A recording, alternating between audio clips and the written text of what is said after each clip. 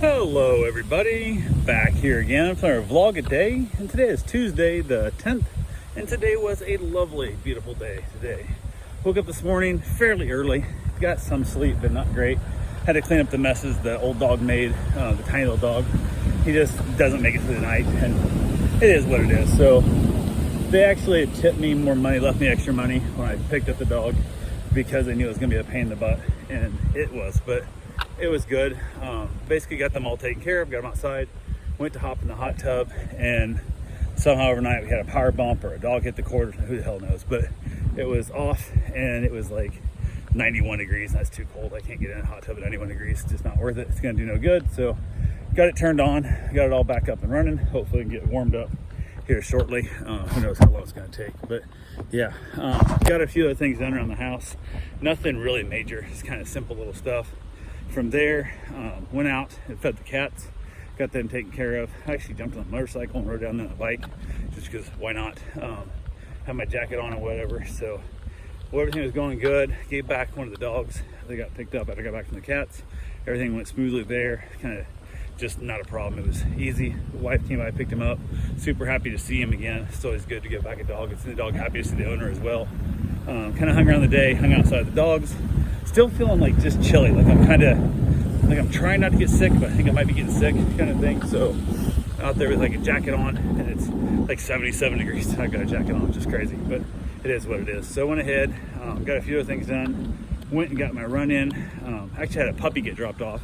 So we had a young puppy that was here. He was a little Aussie, and that little booger she is full of it, and she's so inquisitive and just that ornery puppy stage, which it is what it is. So yeah, kind of had to keep an eye on her. She dug a couple of holes here and there and kind of got in trouble a little bit and whatnot, but overall pretty good dog. Went ahead, had a lady, I was like, well, she's just gonna pick the dog up like 5:36, whatever, 7, something like that. Wasn't really sure time she'd get done, so like, okay, cool. I was looking at the time frame. I knew I had the old dog to give back also, and I was like, okay, it's not weird time frame, and trying to figure out a run out. I'm like, I'll go run early. I'm gonna run over, get my shower done, it'll all be taken care of, we'll be good to go. So no problems at all, right? Take off on my run, and I'm about halfway into my run when I get the text that says, hey, got wrapped up early, I'm coming to pick up the puppy. And I'm like, oh shit, I'll be there in like 20 minutes. And I'm like, okay, I stayed within range. I always stay within that 10-20 minute range of the house, probably within 20 minutes of the house, when I have somebody picking a dog up soon. So it is what it is. So I head back, I cut my run off, I start heading back, and I'll have at least my mile in, but I'll be good, so no problem. Then I get a text a little bit later. I text back, yep, no problem, meet you there. Then I get a text about 8 minutes after that. This is actually, I'm gonna stop and get food, so now it'll be closer to 5 o'clock instead. I'm like, okay, shit.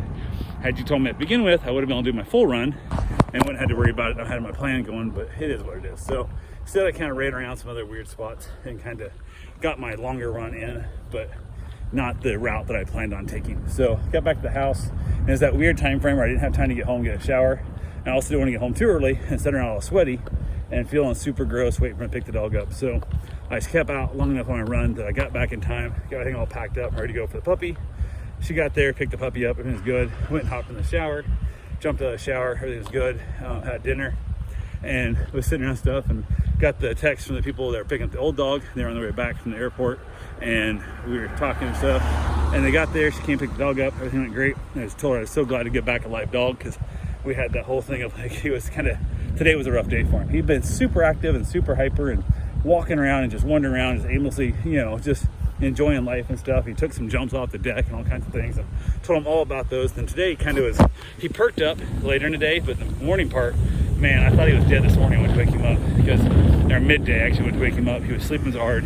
I kind of jostled him, nothing, hollered at him, nothing. Picked him up, he was like still not moving. I'm like, oh Jesus. Like I knew he was still warm, but he had no movement at all in his body as I picked him up. And then finally, after I got him up to my face, he then kind of perked up like, hey, what are you doing? And then he started bobbing his head like he does. And I was like, oh, you little shit. So talked to them, we chatted a little bit and stuff. They understand it's old dog, and it is what it is. So yeah, it's kind of scary, kind of sad. But we chatted for a while. They finally took off with the dog. I was getting back to the stuff. Hung around a little bit with the other dogs inside, then headed out with them, because I spend most of my days outside. I'm outside all the time. So went ahead, chilled outside, played with the dogs and stuff.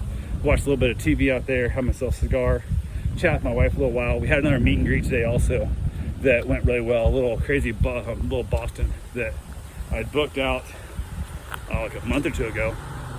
They just got down here, so they went ahead and met with them.